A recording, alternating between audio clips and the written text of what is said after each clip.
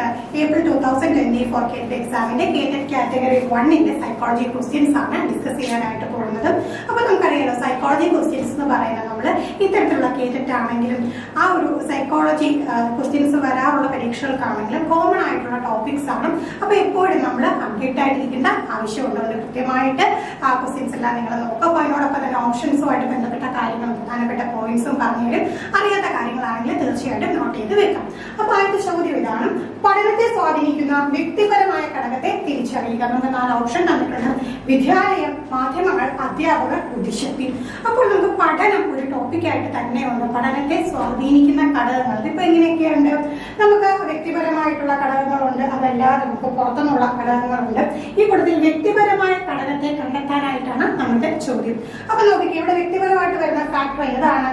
ബുദ്ധിശക്തിയാണ് അല്ലെ, ഇന്റലിജൻസ്. അത് ഓരോ വ്യക്തിയിലും വ്യത്യാസപ്പെട്ടിരിക്കുന്നത് വ്യക്തിപരമായിട്ടുള്ള ഒരു കാര്യമാണ്. ഇനിയിപ്പോ ബാക്കി ഓപ്ഷൻസ് നോക്കാം. വിദ്യാലയമാണെങ്കിലും മാധ്യമങ്ങളാണെങ്കിലും അധ്യാപകരാണെങ്കിലും സ്കൂളാവട്ടെ മീഡിയ ആവട്ടെ ടീച്ചേഴ്സ് ആവട്ടെ, ഇതൊക്കെ എങ്ങനെയാണ്? ഇതൊക്കെ വ്യക്തിപരമല്ല, എക്സ്റ്റേണൽ ആയിട്ട് വരുന്ന കാര്യങ്ങളാണ്. അപ്പൊ വളരെ ഈസി ആയിട്ടുള്ള ചോദ്യം തന്നെയാണ്. അപ്പൊ നമുക്ക് അടുത്ത ചോദ്യത്തിലേക്ക് കടക്കാം. താഴെ പറയുന്നവയിൽ കുട്ടികളുടെ വിജയത്തെ തടസ്സപ്പെടുത്തുന്ന ഘടകം ഏത്? അപ്പൊ നമുക്കറിയാമല്ലോ നമ്മുടെ പുതിയ കരിക്കുലം എന്ന് പറയുമ്പോഴത്തേക്ക് ലേണർ സെൻട്രിക് ആണ്, പെഡഗോജിക് അപ്രോച്ച് ആണ്, നമ്മൾ ആ ഒരു സമീപനമാണുള്ളത്. അപ്പോൾ എങ്ങനെയാണ് വിദ്യാർത്ഥിക്കാണ് ഏറ്റവും കൂടുതൽ പ്രാധാന്യം കൊടുക്കുന്നത്? അപ്പോൾ അതുമായിട്ട് ബന്ധപ്പെട്ട ചോദ്യങ്ങൾ സ്ഥിരമായിട്ട് നമുക്ക് സൈക്കോളജി ചോദിക്കാറുണ്ട്. അപ്പൊ ഇവിടെ ചോദിച്ചിരുന്നത് എന്താണ്? വിജയത്തെ തടസ്സപ്പെടുത്തുന്ന ഘടകം. അപ്പൊ തടസ്സപ്പെടുത്തുന്നതാണോ പെടുത്താത്തതാണോ എന്നുള്ള കാര്യം പ്രത്യേകം നോക്കണം കേട്ടോ. നമുക്ക് ധൃതി പിടിച്ച് ഉത്തരം കണ്ടുപിടിക്കുന്ന സമയത്ത് പറ്റുന്ന ഒരു അബദ്ധമാണ്. കൂടുതൽ പെടുന്നത് ഏത് പെടാത്തത് ഏത് എന്നൊക്കെയുള്ള കാര്യം ശ്രദ്ധിക്കാതെ കയറി OMR മാർക്ക് ചെയ്ത് കഴിയുമ്പോഴാണ് അബദ്ധം പറ്റിയെന്ന് അറിയുന്നത്. അപ്പൊ അബദ്ധം ഒന്നും പറ്റില്ല. അപ്പൊ നമ്മൾ കൃത്യമായിട്ടുള്ള ജസ്റ്റ് ഇങ്ങനെ ഒന്ന് മാർക്ക് ചെയ്ത് വെക്കാം. ഓപ്ഷൻ നോക്കാം. ടീച്ചർ കുട്ടിയെ ഓരോ സമയവും പ്രോത്സാഹിപ്പിക്കുക. ടീച്ചർ കുട്ടികളോട് ഫലപ്രദമായ രീതിയിൽ ആശയവിനിമയം നടത്താതിരിക്കുക. ടീച്ചർ കുട്ടികളെ ലക്ഷ്യം നേടിയെടുക്കാൻ പ്രേരിപ്പിക്കുക. ടീച്ചർ കുട്ടികളുടെ സംശയങ്ങൾ ദൂരീകരിക്കുക. അപ്പൊ നോക്കിക്കും, ഇവിടെ വിജയത്തെ തടസ്സപ്പെടുത്തുന്ന ഘടകമാണ്. പ്രോത്സാഹനം കൊടുക്കുക എന്നുള്ളത് തീർച്ചയായിട്ടും എന്താണ്? ടീച്ചർ കൊടുക്കേണ്ട കാര്യം തന്നെയാണ്. ടീച്ചർ കുട്ടികളെ ലക്ഷ്യം നേടിയെടുക്കാൻ പ്രേരിപ്പിക്കേണ്ടതും ആവശ്യമായിട്ടുള്ള കാര്യമാണ്. സംശയം ദൂരീകരിക്കുന്നതും ആവശ്യമാണ്. പക്ഷെ നമുക്ക് ചോദിച്ചിരുന്നത് തടസ്സപ്പെടുത്തുന്ന ഘടകം. അപ്പൊ ഈ രണ്ടാമത്തെ ഓപ്ഷൻ നോക്കിക്കുകയും കുട്ടികളോട് ഫലപ്രദമായ രീതിയിൽ ആശയവിനിമയം നോക്കിക്കുക. ആശയവിനിമയം, കമ്മ്യൂണിക്കേഷൻ വളരെ വളരെ ഇമ്പോർട്ടന്റ് ആയിട്ടുള്ള ഒരു കാര്യമാണല്ലേ. എപ്പോഴും പഠന പ്രക്രിയ ഒരു 2-way പ്രോസസ് ആയിരിക്കും. ടീച്ചറും കുട്ടികളും തമ്മിൽ എന്ത് ചെയ്യണം? കമ്മ്യൂണിക്കേറ്റ് ചെയ്യണം. ആ ഒരു കമ്മ്യൂണിക്കേഷൻ ഇല്ലാതായി കഴിഞ്ഞാൽ എന്ത് സംഭവിക്കും? അവിടെ ശരിയായ രീതിയിലുള്ള ടീച്ചിങ് ലേണിംഗ് പ്രോസസ് നടക്കുകയില്ല. അപ്പോൾ അവിടെ നമുക്ക് ആൻസർ ആയിട്ട് വരുന്നത് എന്താണ്? ടീച്ചർ കുട്ടികളോട് ഫലപ്രദമായ രീതിയിൽ ആശയവിനിമയം നടത്താതിരിക്കുക എന്നതാണ് ഇവിടെ കറക്റ്റ് ആയിട്ട് വരുന്ന ആൻസർ. അടുത്ത ചോദ്യം: ഒരു കുട്ടിക്ക് ഇംഗ്ലീഷ് പ്രസംഗത്തിന് 1ാം സ്ഥാനം ലഭിച്ചു. ഗാർഡനറുടെ അഭിപ്രായത്തിൽ ഏതുതരം ബുദ്ധിശക്തിയാണ് ഇവിടെ മുന്നിട്ട് നിൽക്കുന്നത്? അപ്പൊ നമുക്ക് ഇന്റലിജൻസ്, ബുദ്ധിശക്തിയെ കുറിച്ച് പഠിക്കാനായിട്ടുണ്ട്. അതുമായിട്ട് ബന്ധപ്പെട്ട തിയറികൾ അല്ലേ, പലരും പല തിയറികൾ മുന്നോട്ട് വെച്ചു. ആദ്യം നമുക്കൊരു ബുദ്ധിശക്തി എന്ന് പറയുമ്പോഴത്തേക്ക് എന്താണ്?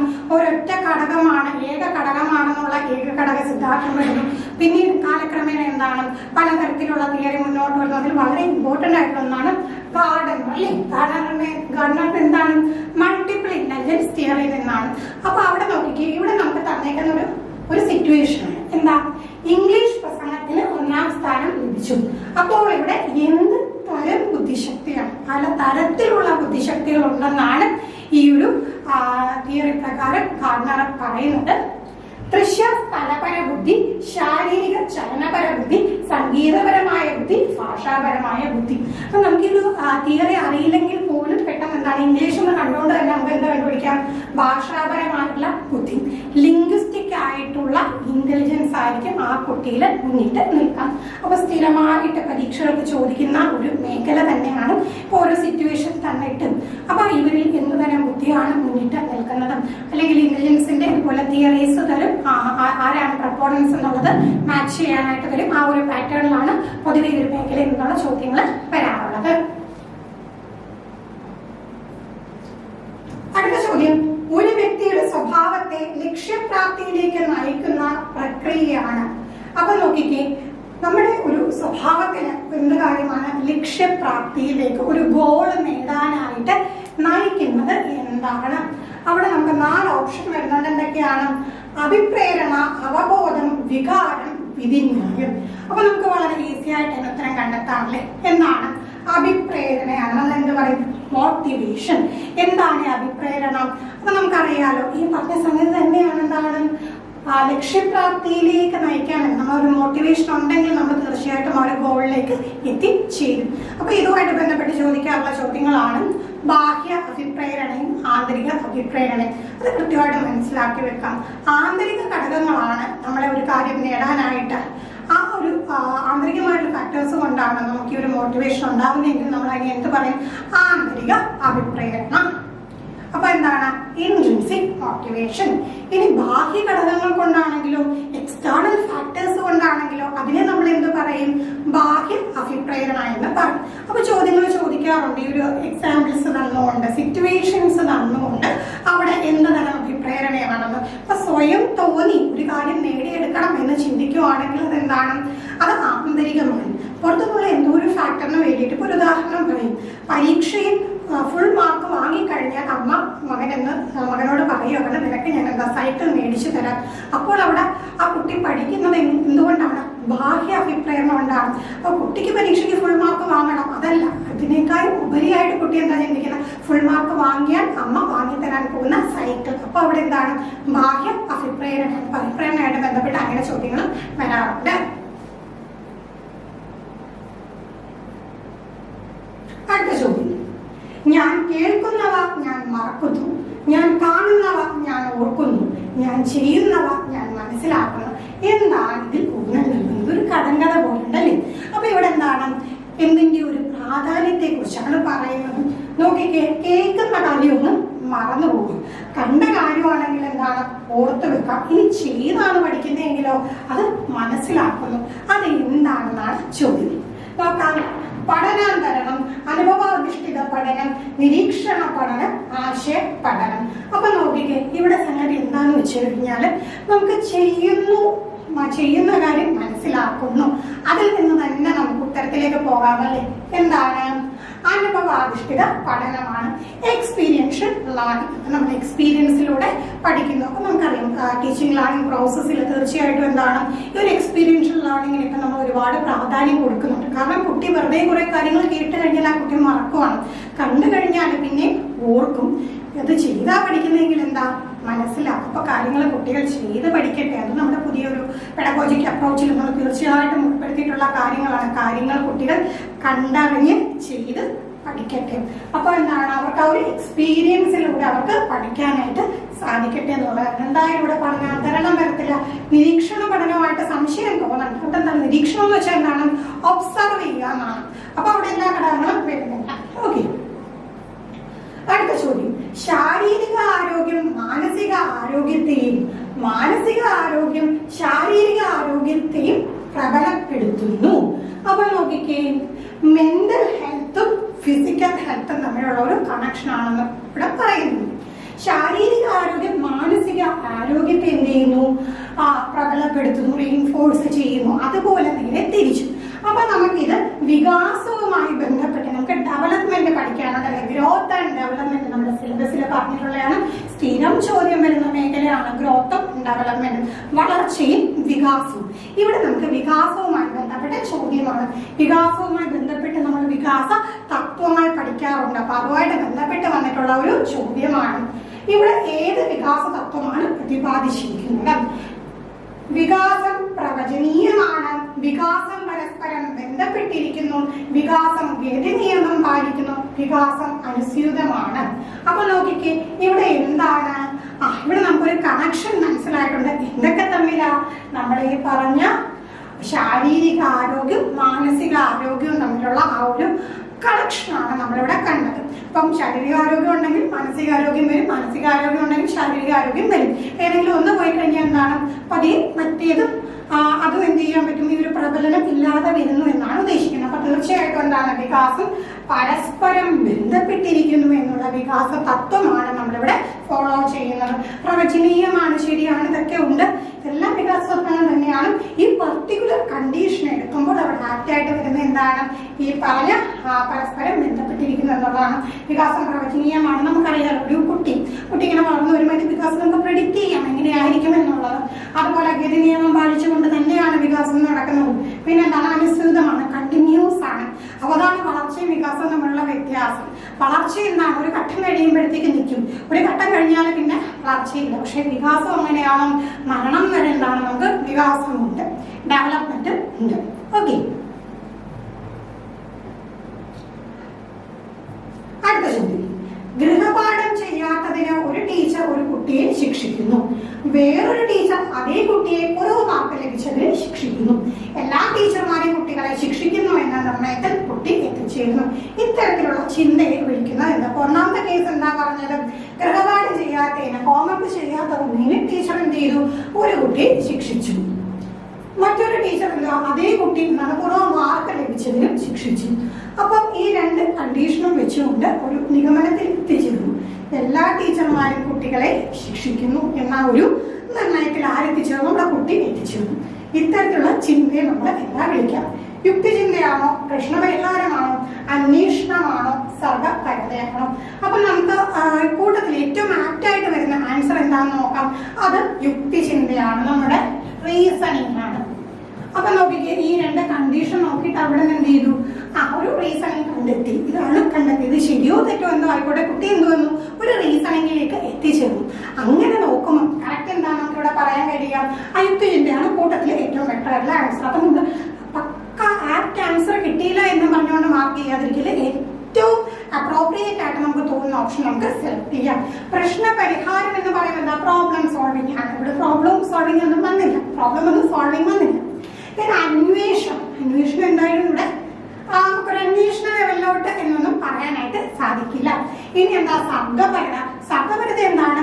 ക്രിയേറ്റിവിറ്റിയാണ്. അപ്പൊ ക്രിയേറ്റിവിറ്റിയായിട്ട് ബന്ധപ്പെട്ട് നമുക്ക് മറ്റ് ചോദ്യങ്ങളൊക്കെ ചോദിക്കാറുള്ളതാണ്. ഇമ്പോർട്ടൻ്റ് ആയിട്ടുള്ള ഒരു ഏരിയ തന്നെയാണ്. പക്ഷെ ഇവിടെ എന്തായാലും എന്താ? അതല്ല ആൻസർ വരുന്നത്. അടുത്ത ചോദ്യം. താഴെ പറയുന്നവയിൽ ശരി ഏതാണ്? കുട്ടികൾ പഠന പ്രക്രിയയിൽ തെറ്റുകൾ വരുത്തരുത്. കുട്ടികളെ അവരുടെ തെറ്റുകൾക്ക് കഠിനമായി ശിക്ഷിക്കണം. തെറ്റുകൾ വരുത്തുക എന്നത് പഠന പ്രക്രിയയുടെ ഭാഗമാണ്. തെറ്റുകൾ വരുത്തുന്നതും അസാധാരണമായ പ്രവൃത്തിയാണ്. വളരെ സിമ്പിളായിട്ട് ചിന്തിച്ചു കഴിഞ്ഞാൽ അപ്പം തന്നെ നമുക്ക് ഉത്തരം കിട്ടും. എന്താ? നമുക്കറിയാവുന്ന കാര്യമാണ്. തെറ്റുകൾ വരുത്തുക എന്നത് പഠന പ്രക്രിയയിൽ സ്വാഭാവികമായിട്ടുള്ള കാര്യമാണ്, അല്ലേ? അപ്പൊ തെറ്റ് വരുത്തിയാൽ മാത്രമേ എന്താ നമുക്ക് അതിൽ നിന്ന് തിരുത്തി പഠിക്കാനായിട്ട് സാധിക്കുകയുള്ളൂ. ഒരു പെഡഗോജിക്കൽ അപ്രോച്ച് നമ്മൾ ചിന്തിക്കുമ്പോൾ ഒരിക്കലും എന്താണ് കുട്ടികൾ പഠന പ്രക്രിയയിൽ തെറ്റ് വരുത്തരുത് എന്നൊന്നും നമുക്ക് പറയാൻ പറ്റില്ല. തെറ്റുകൾ വരും. എറേഴ്സ് വളരെ ഇമ്പോർട്ടൻ്റ് ആണ്. ടീച്ചിങ്ങിലാണെങ്കിൽ പ്രോസസ്സിൽ എറർ എന്ന് പറയുന്ന സംഗതി വളരെ ഇമ്പോർട്ടൻ്റ് ആണ്. അതിൽ നിന്ന് മാത്രമേ നമ്മൾക്ക് എന്താണ് തെറ്റ് തിരുത്തി മാത്രമേ പഠിക്കാനായിട്ട് സാധിക്കുകയുള്ളൂ. തെറ്റുകൾക്ക് കഠിനമായി ശിക്ഷിക്കണം. കുട്ടിയെ ശിക്ഷിക്കുക എന്നുള്ള ഒരു കാര്യം തന്നെ എന്താണ് ഇപ്പോൾ നമ്മുടെ പഠന സങ്കല്പത്തിൽ ഇല്ല. അങ്ങനെ വരുമ്പോൾ ഓപ്ഷൻ എന്താണ്? സ്ഥിരമായിട്ട് എന്താണ് ഇങ്ങനത്തെ ഓപ്ഷൻസ് ഒക്കെ കയറി വരാറുണ്ട്. കഠിനമായി ശിക്ഷിക്കുക, തല്ല് കൊടുക്കുക, അങ്ങനെയൊക്കെയുള്ള സംഗതികളൊന്നും ഇപ്പൊ ഇല്ല. അത്രയും സ്റ്റുഡൻറ് സെൻട്രിക് അപ്രോച്ചിലാണ് നമ്മൾ വയ്ക്കൊണ്ടിരിക്കുന്നത്. ഇനി തെറ്റുകൾ പറ്റുന്ന അസാധാരണമായ പ്രവൃത്തിയാണെന്നൊന്നും പറയാൻ പറ്റില്ല. എല്ലാവർക്കും തെറ്റുകൾ വരും. അപ്പൊ എന്താണ് ഒരിക്കലും അതൊരു അസാധാരണ പ്രവൃത്തി ഒന്നും തന്നെ അല്ല. അടുത്ത ചോദ്യം. ചില പ്രശ്നങ്ങളുള്ള ഒരു കുട്ടിയെ കുറിച്ച് ആഴത്തിലുള്ള പഠനം നടത്താൻ ഒരു ടീച്ചർ തീരുമാനിച്ചു. നിങ്ങളുടെ അഭിപ്രായത്തിൽ ഏത് രീതിയാണ് ടീച്ചർക്ക് സഹായകമാകുന്നത്? സ്ഥിരം ചോദ്യം ചോദിക്കുന്ന മേഖലയാണ്. പഠനവുമായി ബന്ധപ്പെട്ട് നമുക്ക് ഈ ഒരു മേഖലയിൽ നിന്നൊക്കെ ചോദ്യം വരാറുണ്ട്. നോക്കിക്കുകയും ഇത്തരത്തില് മനഃശാസ്ത്ര ഗവേഷണ ഉപാധികളും രീതികളും ഒക്കെ സ്ഥിരം മേഖലയാണ്. സ്ഥിരം ഒരു ചോദ്യമെങ്കിലും നമുക്ക് പ്രതീക്ഷിക്കും. അപ്പോൾ വളരെ കുറച്ച് കാര്യങ്ങളെ നമുക്ക് ഈ ഒരു മേഖലയിൽ പഠിക്കാറുള്ളൂ. അപ്പോൾ അതിനെക്കുറിച്ചെല്ലാം എന്താ കൃത്യമായിട്ട് നമ്മൾ അറിഞ്ഞിരിക്കണം. ഇതേ സംഗതി തന്നെയാണ് റിപ്പീറ്റ് ചെയ്ത് ചോദ്യം പുതിയ രൂപത്തിലായിട്ട് ഓരോ ക്വസ്റ്റ്യൻ പേപ്പറിലും വരുന്നു. നോക്കിക്കേ, പരീക്ഷണ രീതി, അഭിമുഖം, കേസ് സ്റ്റഡി, നിരീക്ഷണ രീതി. കുറച്ച് ഇമ്പോർട്ടൻ്റ് ആയിട്ടുള്ള ഒരു ടോപ്പിക് ആയതുകൊണ്ട് കൃത്യമായിട്ട് എന്താണ് ഓരോന്ന് മനസ്സിലാക്കാം. പരീക്ഷണ രീതി എന്ന് പറയുമ്പോഴത്തേക്ക് എന്താണ് അവിടെ നമ്മൾ പരീക്ഷണങ്ങളിലൂടെ ലബോറട്ടറി മെത്തേഡൊക്കെ നമ്മൾ പറഞ്ഞിട്ടുണ്ട്, അല്ലേ? പരീക്ഷണങ്ങളിലൂടെ ആണോ നമുക്കൊരു കുട്ടിയെ എന്താണ് കൃത്യമായിട്ട് എന്താണ് ആഴത്തി ആ കുട്ടിയെ കുറിച്ച് പഠനം നടത്താൻ പറ്റുമോ? ഇല്ലല്ലോ.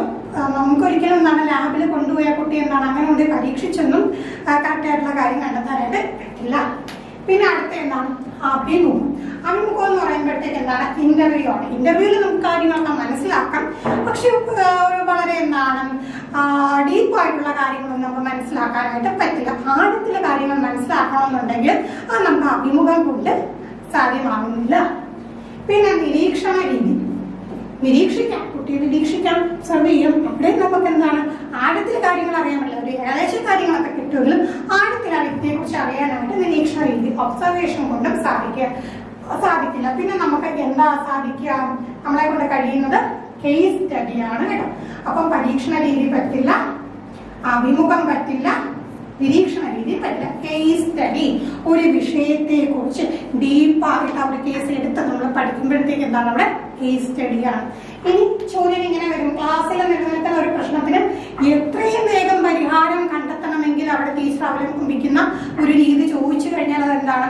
ആക്ഷൻ റിസർച്ച് ആണ്, ക്രിയാ ഗവേഷണമാണ്. അവിടെ എന്താണ്? പെട്ടെന്ന് നമുക്ക് സൊല്യൂഷൻ കണ്ടെത്തണം, അങ്ങനെ ചോദ്യം ചോദിക്കാറുണ്ട്. അവിടെ എന്താണത്? ക്രിയാ ഗവേഷണമാണെന്ന് ഓർത്ത് വെക്കാം. അടുത്ത ചോദ്യം, നീളമുള്ള ഒരു പാത്രത്തിലും പരന്ന ഒരു പാത്രത്തിലും ഒരേ അളവ് ഐസ്ക്രീം നിറച്ചതിന് ശേഷം 5 വയസ്സുള്ള ഒരു കുട്ടിയുടെ മുൻപിൽ വെച്ച് അവൻ നീളമുള്ള പാത്രത്തിൽ ഐസ്ക്രീം തിരഞ്ഞെടുക്കുന്ന പിയാഷയുടെ അഭിപ്രായത്തിൽ ഈ പ്രത്യേകതയെ വിളിക്കുന്നത് എന്ത്? അപ്പൊ നോക്കിക്കേ, ഇവിടെ നമുക്ക് 4 ഓപ്ഷൻ തന്നിട്ടുണ്ട്. എല്ലാം പിയാഷയുടെ തിയറിയായിട്ട് ബന്ധപ്പെട്ടാണ്. നിങ്ങൾ തീർച്ചയായിട്ടും സൈക്കോളജി പഠിക്കുന്ന സമയത്ത് നമുക്ക് ഒരിക്കലും പിയാഷെ ഒഴിവാക്കിയിട്ട് പഠിക്കാനായിട്ട് സാധിക്കില്ല. പിയാഷെ ആണെങ്കിലും കോൾബർഗ് ആണെങ്കിലും ഒക്കെ എന്താണ് ഇവർക്കൊക്കെ സ്റ്റേജുകളുണ്ട്. പല പല സ്റ്റേജ് ആയിട്ട്, അതുപോലെ ബ്രൂണറും ഒക്കെ എന്താണ് സ്റ്റേജ് ആയിട്ട് തിരിച്ചിട്ടുണ്ട്. അപ്പോൾ ഓരോ സ്റ്റേജും എത്ര വയസ്സ് മുതൽ എത്ര വയസ്സ് വരെയാണെന്ന് കൃത്യമായിട്ട് പഠിച്ചു. ഏകദേശം ഇതെല്ലാം നമുക്ക് കണക്റ്റഡ് ആണ്, നമുക്ക് കോമൺ ആയിട്ട് എന്താണ് പ്രവചിക്കാൻ കഴിയുന്ന രീതിയിൽ തന്നെയാണ് ഈ കുട്ടികളുടെ ഒരു വികാസം പോലെയൊക്കെ നമുക്ക് അറിയാം. അപ്പൊ എന്ത് ചെയ്യാം? ഇപ്പൊ ഓരോന്നിനും ഓരോ പ്രത്യേകതകൾ കാണും, ഓരോ സ്റ്റേജിനും പ്രത്യേകതകളുണ്ടല്ലോ. ആ പ്രത്യേകതകളൊക്കെ എന്ത് ചെയ്യാം? മനസ്സിലാക്കി പഠിക്കുക. അപ്പൊ നോക്കിക്കും, അനിമിസം എന്ന് പറയുമ്പോഴത്തേക്ക് എന്താണ്? ഈ ജീവനില്ലാത്ത വസ്തുക്കൾക്കും ജീവനുണ്ട് എന്നുള്ള രീതിയിൽ ചിന്തിക്കുന്നതാണ് അനിമിസം എന്ന് പറയുന്നത്.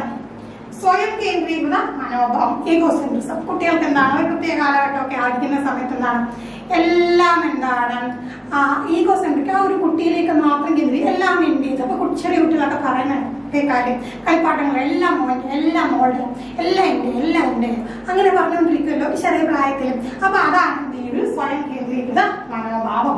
ഇനി തിരിച്ചു ചിന്തിക്കാന്ന് പറയുമ്പോഴത്തേക്ക് എന്താണ് റിവേഴ്സബിൾ തിങ്കിങ് ആണ്. അപ്പൊ നമുക്കിവിടെ ഇവിടെ നമുക്ക് പിന്നെ എന്താ ആൻസർ ആയിട്ട് വരിക? സെൻട്രേഷൻ ആണ്. സെൻട്രേഷൻ ആണ്. പരന്ന പാത്രത്തിൽ അതേ അളവ് ഐസ്ക്രീം എന്താണ് നമ്മള് നീളമുള്ള പാത്രത്തിൽ വെച്ചാൽ നീളമുള്ള തിരഞ്ഞെടുക്കും. അപ്പൊ നോക്കുമ്പോഴത്തേക്ക് അവിടെ സെൻട്രേഷൻ ആണ് നമുക്ക് കാണാനായിട്ട് കഴിയുക. അടുത്ത ചോദ്യം, 3 വയസ്സുള്ള ഒരു കുട്ടിക്ക് പെൻസിൽ ശരിയായി പിടിച്ച അക്ഷരങ്ങൾ എഴുതാൻ സാധിക്കുന്നില്ല, എന്നാൽ ആ കുട്ടിക്ക് 5 വയസ്സാകുമ്പോൾ അത് എളുപ്പത്തിൽ ചെയ്യാൻ സാധിക്കുന്നു. ഇതിന് കാരണമെന്ത്? നമ്മുടെ വളർച്ചയും വികാസവുമായി ബന്ധപ്പെട്ട് വീണ്ടും ഒരു ചോദ്യം വന്നിരിക്കുന്നു. അവന്റെ പഠനാന്തരീക്ഷം, അവന്റെ പഠന വേഗം, അവന്റെ പഠന ശൈലി, പഠനത്തിലുള്ള അവന്റെ പരിപക്വനം. കറക്റ്റ് ഇംഗ്ലീഷ് ടേം കണ്ടു കഴിഞ്ഞാൽ ഒപ്പം തന്നെ നമുക്ക് ഉത്തരം കിട്ടും. എന്താ? മെച്ചുറേഷൻ ആണ് അല്ലെ. 3 വയസ്സുള്ള കുട്ടി 5 വയസ്സുള്ള കുട്ടിയിലേക്ക് എത്തുമ്പോൾ അവൻ മെച്ചുവർ ആവുന്നു. അപ്പോൾ ആ കുട്ടിക്ക് എന്ത് സാധിക്കുന്നു? ഇതുപോലെ പെൻസിൽ ശരിയായി പിടിച്ചെഴുതാൻ സാധിക്കുന്നു. അപ്പൊ അവിടെ എന്താ സംഭവിച്ചത്? പരിപക്വനമാണ്, മെച്ചുറേഷൻ ആണ് അവിടെ സംഭവിച്ചിട്ടുള്ളത്.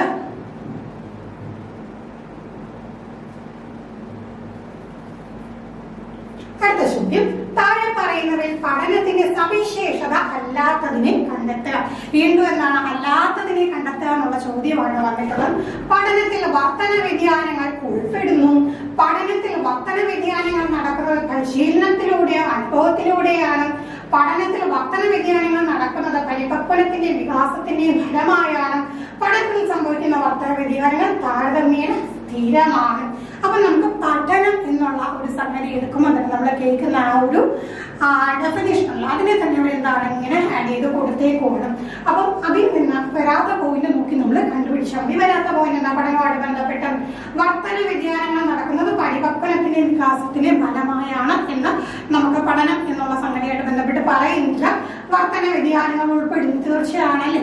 അപ്പം ആ ഒരു വർത്തന വ്യതിയാനം സംഭവിക്കുമ്പോഴാണ് നമ്മൾ പഠനം നടന്നു എന്ന് പറയുന്നത്. പിന്നെ എന്താണ്? പരിശീലനത്തിലൂടെ നമുക്ക് ചേഞ്ചസ് വരാറുണ്ട്, അനുഭവത്തിലൂടെയും ചേഞ്ചസ് വരാറുണ്ട്. പിന്നെ പഠനത്തിൽ സംഭവിക്കുന്ന ആ ഒരു ചേഞ്ചസ് എന്ന് പറയുന്നത് എന്താണ്? താരതമ്യേന സ്ഥിരമാണ്. അപ്പൊ എന്താണ് പഠിച്ചൊരു കാര്യം എന്താണ്, നമ്മൾ അതിലേക്ക് എത്തിക്കഴിഞ്ഞാൽ അത് സ്ഥിരമായിട്ട് നടത്താം, അതങ്ങനെ മാറില്ല. അപ്പം നമുക്ക് ഇതിൽ ഉൾപ്പെടാത്തത് ഏതാണ്? പരിപക്വനത്തിന്റെയും വികാസത്തിന്റെയും ഫലമായാണ് പ്രവർത്തന വ്യതിയാനം എന്നുള്ളതാണ്. അടുത്ത ചോദ്യം, സമീപസ്ഥ വികാസ മണ്ഡലം ZPD എന്ന ആശയം രൂപപ്പെടുത്തിയത്. വളരെ സിമ്പിൾ ക്വസ്റ്റ്യൻ ആണല്ലേ, എത്രയോ വർഷമായിട്ട് റിപ്പീറ്റ് ചെയ്ത് ചോദിക്കുന്നതാണ്. സോൺ ഓഫ് പ്രോക്സിമൽ ഡെവലപ്മെന്റ്, കുട്ടിക്ക് സ്വയം കാര്യങ്ങൾ ചെയ്യാൻ കഴിയുന്ന ഒരു ലെവലുണ്ടല്ലേ, മറ്റുള്ളവരുടെ സഹായത്തോടു കൂടി ചെയ്യാൻ കഴിയുന്ന ഒരു ലെവലുണ്ട്. അപ്പൊ അതിനിടയ്ക്കായിട്ട് വരുന്ന ആ ഒരു സോണിനെയാണ് നമ്മൾ എന്ത് പറയുക? സോൺ ഓഫ് പ്രോക്സിമൽ ഡെവലപ്മെന്റ് അല്ലെങ്കിൽ സമീപസ്ഥ വികാസ മണ്ഡലം. നമ്മളിത് പഠിച്ചിട്ടുണ്ട്. ആരുടെ തിയറിയുമായി ബന്ധപ്പെട്ടാണ്? വൈഗോട്സ്കിയുടെ തിയറിയുമായിട്ട് അല്ലേ, സോഷ്യൽ കൺസ്ട്രക്റ്റിവിസം ഒക്കെ പഠിച്ചതാണ്. അപ്പൊ വൈഗോട്സ്കിയാണ് ഈ ഒരു ആശയം മുന്നോട്ട് വെച്ചത്. മോർ നോളജബിൾ അതേഴ്സിന്റെ സഹായത്തോടു കൂടി എന്ത് കഴിയുന്നു? ഒരു അടുത്ത ലെവലിലോട്ട് ഉയരാനായിട്ട് കുട്ടിക്ക് കഴിയുന്നു. അവിടെ ടീച്ചർ കൊടുക്കുന്ന സഹായത്തിനെ നമ്മൾ എന്തെന്ന് പറയും? അതിനെയാണ് കൈത്താങ് അല്ലെങ്കിൽ സ്കഫോൾഡിങ് എന്ന് പറയുന്നത്. ഇതേ സംഗതികൾ തന്നെ പറയും തിരിഞ്ഞ് വർഷങ്ങളായിട്ട് ചോദിച്ചുകൊണ്ടിരിക്കുന്നതാണ്. പഠിച്ചു വെച്ച് കഴിഞ്ഞാൽ എന്താ, നമ്മൾ ഒരിക്കലും മറക്കില്ല. വളരെ സിമ്പിൾ ആയിട്ടുള്ള കോൺസെപ്റ്റ് ആണ്. അടുത്ത ചോദ്യം, ചാക്രിക പാഠ്യപദ്ധതി നിർദ്ദേശിച്ചത് ആര്? ചാക്രിക പാഠ്യപദ്ധതി പിയാഷെ, വൈഗോട്സ്കി, കോഹ്ലർ, ബ്ലൂം. അപ്പൊ നമ്മൾ ഒരിക്കലും മറക്കില്ലല്ലേ, എന്താ സ്പൈറൽ കരിക്കുലം എന്ന് പറയും. എന്താ ഈ സ്പൈറൽ കരിക്കുലം? നമ്മൾ ചെറിയ കാര്യങ്ങള്, ചെറിയ ക്ലാസ്സിലെ കാര്യങ്ങൾ പഠിച്ചിട്ട് അത് അടുത്ത ലെവലിലോട്ട് എന്ത് ചെയ്യുന്നു? അടുത്ത ക്ലാസ്സിലോട്ട് പോകുന്നു, കുറച്ചും കൂടെ ഡീപ്പായിട്ട് അങ്ങനെ എന്താണ് ഡീപ്പായി പോകുന്നു അല്ലെ. അപ്പൊ അവിടെ എക്സ്പാൻഡ് ചെയ്ത് പോകുന്നു. അപ്പൊ അതിനെയാണ് എന്ത് പറഞ്ഞത്? ചാക്രിക പാഠ്യപദ്ധതി എന്ന് പറയുന്നത് ആരുടെ ആശയമാണ്? ബ്രൂണറിന്റെ ആശയമാണ്. നമ്മുടെ അവസാനത്തെ ചോദ്യം ഇതാണ്, താഴെ പറയുന്നവയിൽ പുരോഗമനമുഖമായ പ്രോഗ്രസീവ് വിദ്യാഭ്യാസത്തിന്റെ മാർഗമായി കണക്കാക്കാത്തത് ഏത്? പ്രോഗ്രസീവ് എഡ്യൂക്കേഷന് ഭാഗം അല്ലാത്തത് ഏതെന്നാണ്.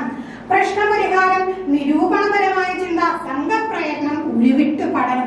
ആദ്യത്തെ 3 എണ്ണം നോക്കിക്കഴിഞ്ഞാൽ തീർച്ചയായിട്ടും നമുക്ക് പറയാം അല്ലേ, നമ്മുടെ പ്രോഗ്രസീവ് വിദ്യാഭ്യാസത്തിന്റെ, അതായത് നമ്മളുടെ ഏറ്റവും പുരോഗമനമുഖമായിട്ടുള്ള ആ ഒരു പഠനവുമായി ബന്ധപ്പെട്ടാണ് ഈ ഉരുവിട്ട് പഠനം. എന്താ ഈ ഉരുവിട്ട് പഠനം?